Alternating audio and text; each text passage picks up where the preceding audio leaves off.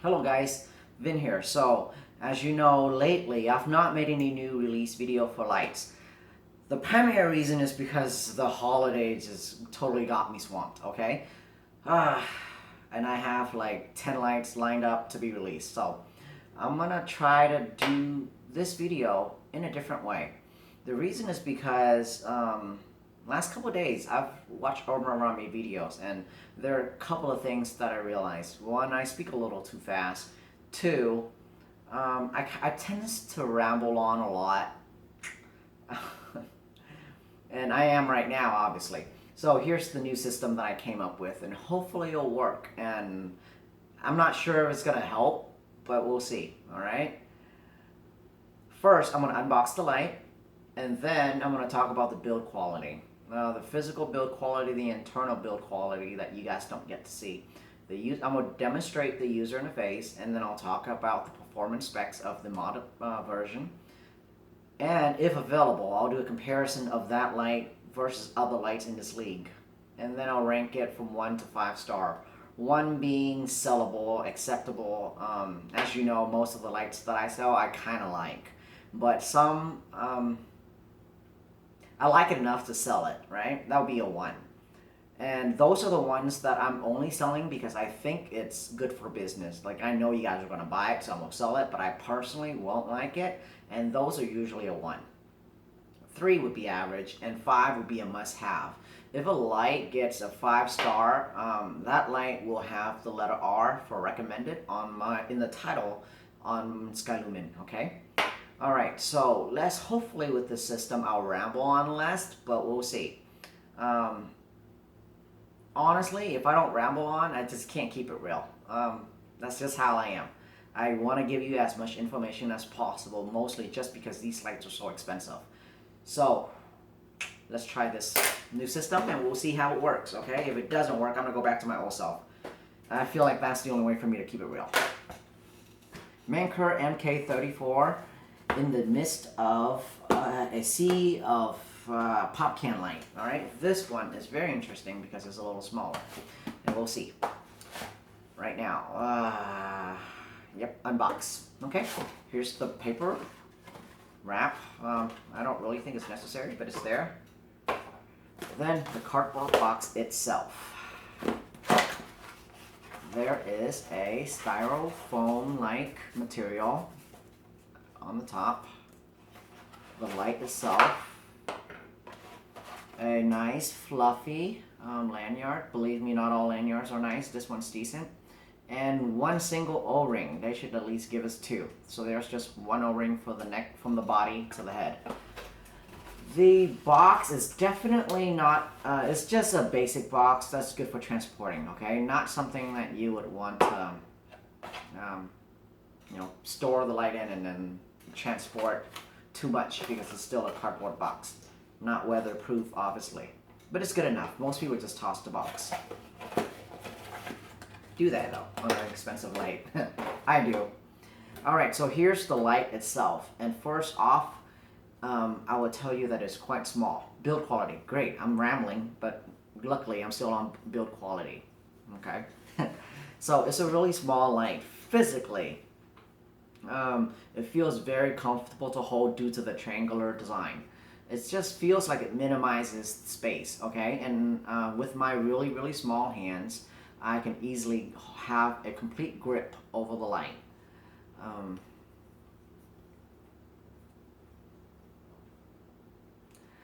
Okay, right off the bat, this bugs the crap out of me. Manker just gotta stop doing this. They have way too many prints here. I don't know if you can see it, but a ton of prints here, which the only prints that I think is necessary is the battery polarity orientation. Okay, positive towards the head, negative towards the back. Everything else here for me is kind of, I don't know why they put it there, probably is mandatory. Other lights don't have it, why do they need to have it, right? So, just the logo here is necessary. If I'm going to say this enough times that maybe someday they'll just stop putting so much prints on it, alright? Manker MK34 battery orientation, so that alone I think is enough, right? Unnecessary prints here. Has a hot logo here. Has a hot shoe tripod mount here, which I think on this light is well executed because it's there. There's nothing obstructing it, so you can actually mount it to a tripod, which I don't advise doing with my light on turbo because you're supposed to hold it, okay? So if you're going to mount it on a tripod, running it unattended, be sure to at least run it on one of the first few lower levels so you won't overheat the light. On the rear here, again, they have the whole entire website here, www.mankerlight.com. I can see how they would want that there, but for me, it's aesthetically not pleasing. The light has 4 quads right here, held down by these flush stainless steel retaining ring. The light, when you have the light upside down, you will not see any light peeks through. See? Right off the bat, I am not really going through this system. It's too hard for me to work on this. You know what? Forget it. I'm just going to say what I need to say. This is how it's going to work, okay? I'm too uncomfortable with that system. Give it a shot. So, there is 4 quads here, and the light is one of the first that I know to run XPG3. Cool white. And this LED is a very odd LED. This LED does fine in optics, like in this light. But in reflectors is really odd. So here's my experience with this LED. If you have the LED out without any focusing, without any reflectors or optics on, it's a pretty nice, cooler white. However, the minute you put a reflector on it, it will yield all kinds of odd tint depending on the reflector that bends the beam angle. You can get purple, blue, yellow. It's really, really odd LED. And this LED so far is not de-domable, so you can only use it as is. It's a little brighter than the XPG2 bins, but I'm not sure about how much. It's not really substantial, so but it's a good LED. All right, it's a good LED when paired with optics. So when you pair XPG3s with optics, the tint is relatively cool white, a little too cool for my taste, but it's okay. It's decent. All right, it's acceptable. And I think that's about the only application that it really works in. For reflector, so far, I don't like it due to the bad tint, as I mentioned. Aside from this light, I don't think any other lights from the factory comes with XPG3 that I have handled, okay? So, the base version of this light will comes with XPG3, and then my recommended version will be XPL HI, okay? In 6500 Kelvin or 5000 Kelvin. All of this light that comes from me will have TN36 X2. I don't like the factory circuit, and I don't like their user interface. I just think it's way too odd. Alright, so back to build quality. It's what do I think about build quality on this light? It's physically built fine. Manker, here's the thing about Manker. This light and all Manker lights alike. They have decent machinings. So the machining itself is fine. The engineering is fine, right? They actually double springs everywhere they possibly can. So mechanically is very well engineered. The only issue is the anodization on Manker lights. They're not all that strong. They chipped a little easy, and I can tell that they're softer than other anodization by engraving. When I engrave a Phoenix, I can clearly tell that my Dremel is having a hard time cutting through the anodization, the aluminum. But on a Manker, it cuts through. Sometimes it even chips the anodization. So the anodization is okay. I'm not sure what Manker claims the anodization is, but if it's a hard anodized type 3, that would be hard to believe, all right? For me, maybe a type 2. I don't know, wild guess, but anodization can definitely have some improvements. Ace Beam really kicked up a notch. Their anodization now are as good as Phoenix, okay? But Manker, okay? That's the only thing right now that is separating Manker to be a mainstream light, okay? So right now, Manker, if I would have to rate it, is well above budget light, but it's not quite there on the mainstream of Phoenix, Zebralight, Surefires, Olight 47s. Lights like so, night cores, okay? Build quality though, build quality on the inside though is very nice. very wellly machined. I cannot find any fault. Very nice thick square threads. So it threads well and doesn't wiggles too much. Giggles. The LEDs actually sits on copper MCPCB, so that's the plus. The light itself from the factory is a good light. Highly recommended if you're on a budget. I think the retail price is about $130. Highly recommend that light. However, if you cannot live with the factory user interface, get my version. It has driver VNX2, user programmable. You get more output, and obviously you get my warranty. So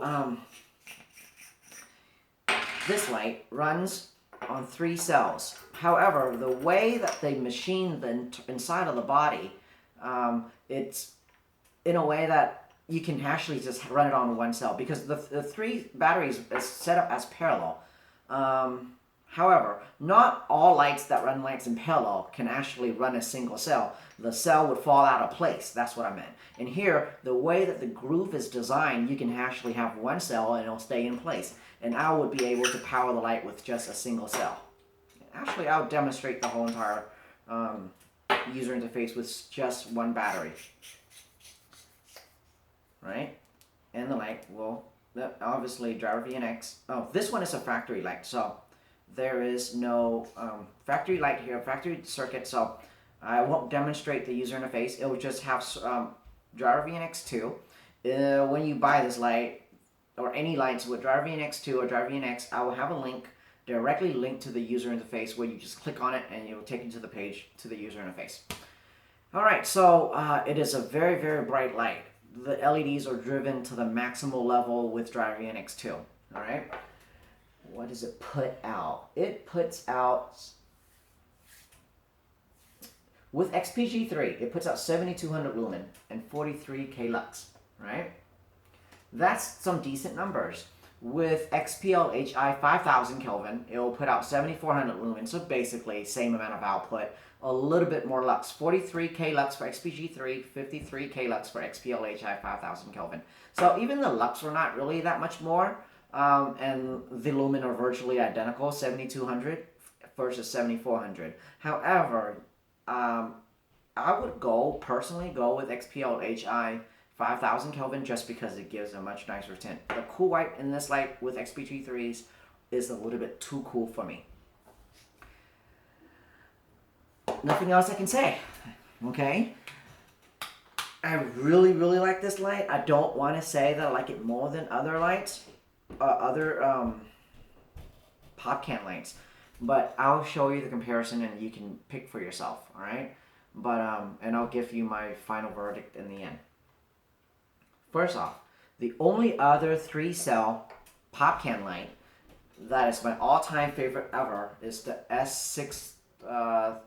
S6330vn, and this light has a circular shape with a circle ahead with just 3 LEDs.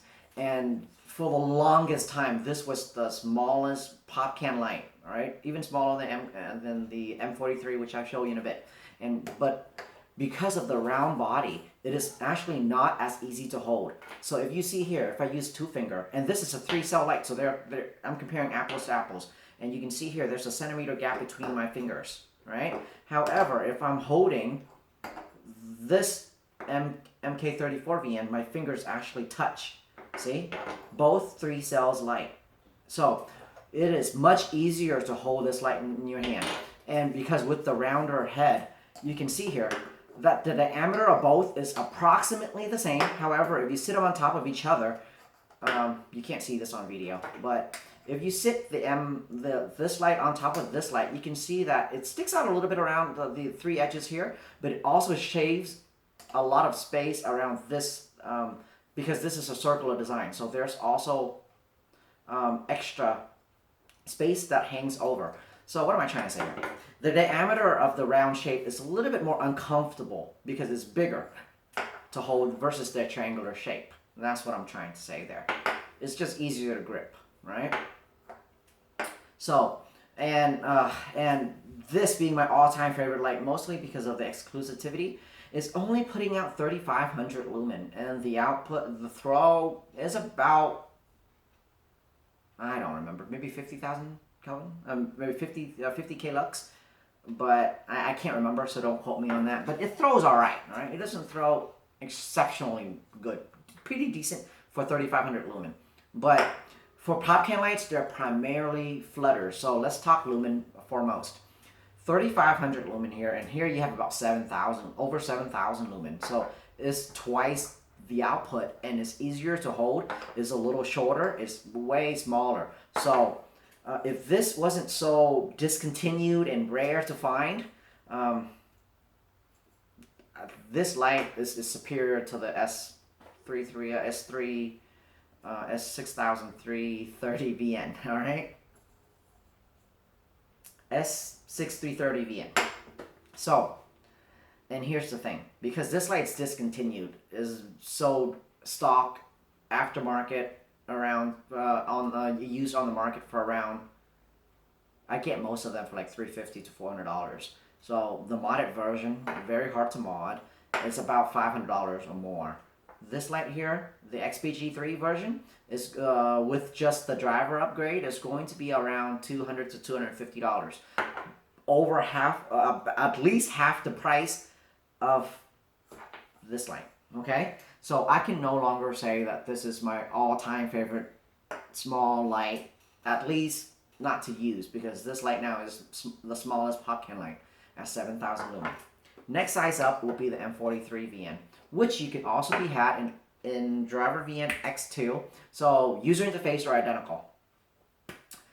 This light, if you count the LEDs, it comes out the same. You have 4 triples versus 3 quads. So you have the same number of LEDs. So in theory, they should put out the same number of output. However, you have 1 extra cell here. This light has 4 cell in parallel. However, this one has 3 cell. And I'll show the biggest difference between a 4 cell and a 3 cell now. With 2 finger, okay? I'm gonna use my left hand as a demonstration. I have over an inch of gap between my thumb and my pointing finger, right? However, well, I'll just do both left hand so it's more fair. And this, as I've demonstrated before, it fits flushed.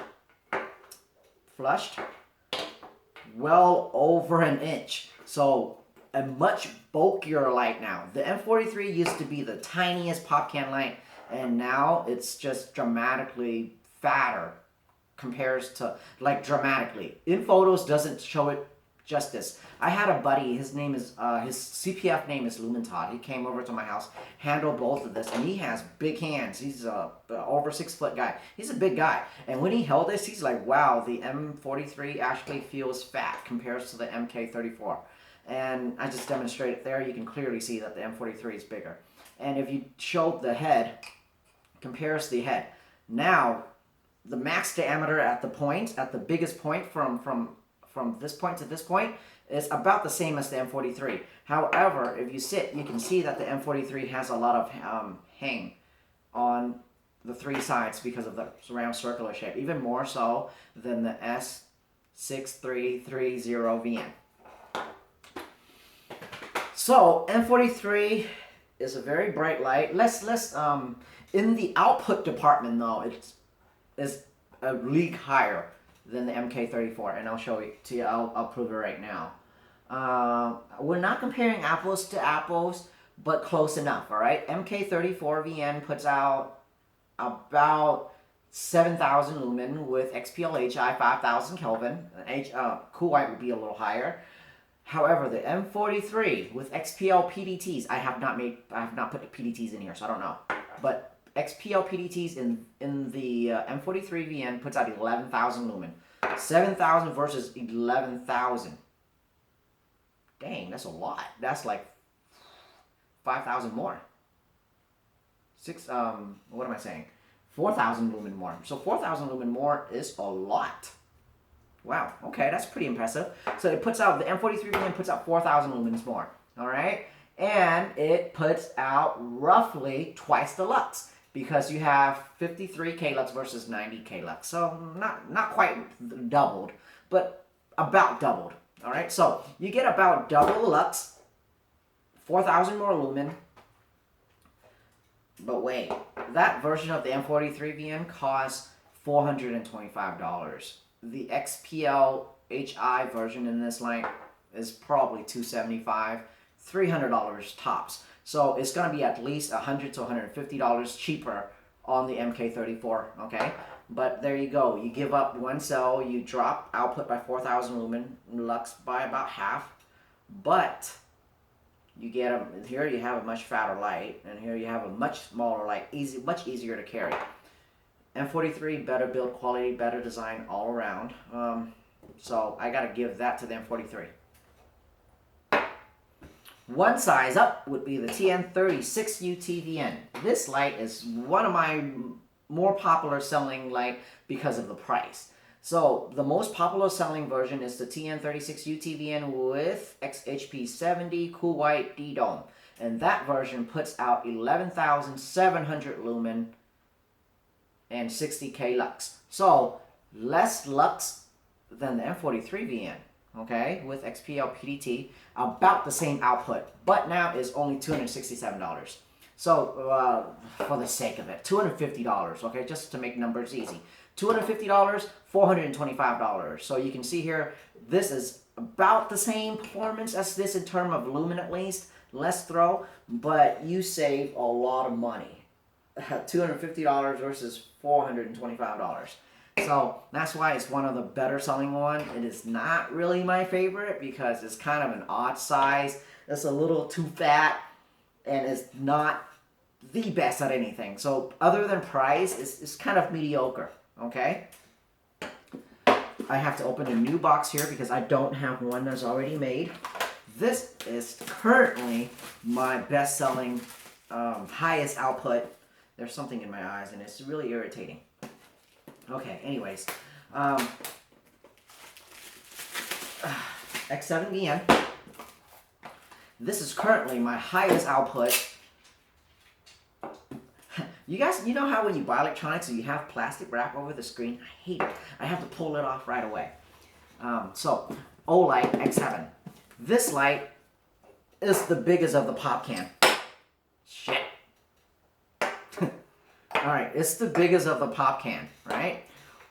But the numbers are crazy as well. With HP70 cool white dome on, it puts out a turn on of 16,000 lumen, alright? And an ANSI of 14,500 lumen.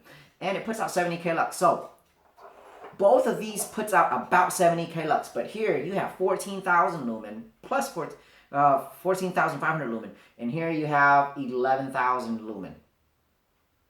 Right? 11,700 lumen. So 14,500, 11,700. So this light is clearly king, and it is not too much bigger than the TN36vn, UTVN. So it's not that much bigger, but you get quite substantially more output. So in my opinion, if what's the price? $325 versus $267. $70 difference. I would definitely go with the TN36, the X7vn. By the way, I just noticed that all of these light here can take driver VNX2, except for the TN36 UTVN that has a factory user interface, which is decent, okay? Not as good as driver VNX2, of course. Alright, so not that expensive, relatively. $325 is cheaper than $425, but is a bigger size. So these two used to be kings of their class, okay? However, now, we're not even going to talk about this light because it's not even for sale. But of these three, it makes a really strong. The M43 is in a very iffy state now because the performance is surreal, but the size is not all that small anymore, and the price is just too high. So if you can afford it, it's still a great light, but the price is a little crazy for me. Okay, there you go. These two right now are at the ends of the spectrums of pop can light. The largest pop can light, the smallest pop can light, 7,000 lumen. Oh wow, it was about twice the output. All right, 14,000 lumen. Okay, so twice the output. What's the difference in throw? 43k lux versus with XPG3 versus 70. So you know, about twice the output, twice the throw. Kind of, not quite, but about twice the lux and about twice the lumen. And I would say yes, about twice the size also. So there you have it. It would suck so bad if I say that I like this more than all of the other ones. But you know, lately, because I haven't made a video in a long time, so I tend to use these light more than before when I actually make a video back to back. So I actually have some time to play with these lights, and the MK34vn is really the only, since it's been released and since it's been in my lineup, it's just been the only pop can light that I actually grab because it's just small enough, and maybe because I have smaller hands. But then, you know, Lumen Top would vouch for me. He has much bigger hands, and he's like, he has to have one. And it feels so comfortable in his hand versus the other pop can light. So I think that 3-cell is actually a gold lock configuration. And the triangular design on the body around the handle and the head makes it just really easy to hold. And it doesn't roll, okay? Most of these light roll. All of these light roll, okay? But this light, it doesn't roll. You put it on the table, it just stays on the table.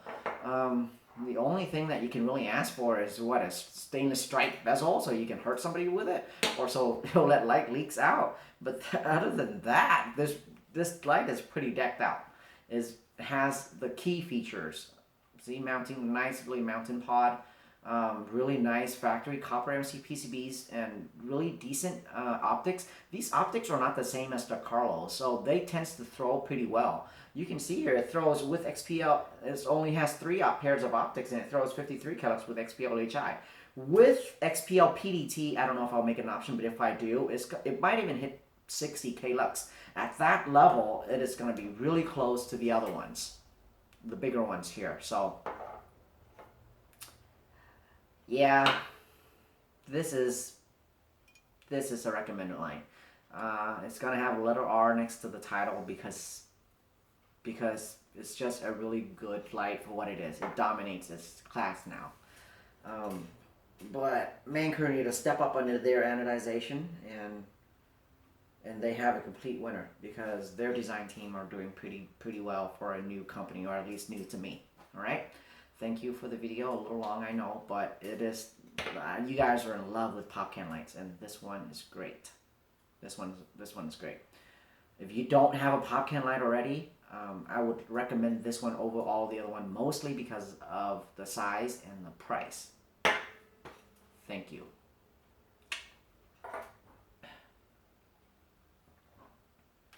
Yep, nothing else to say.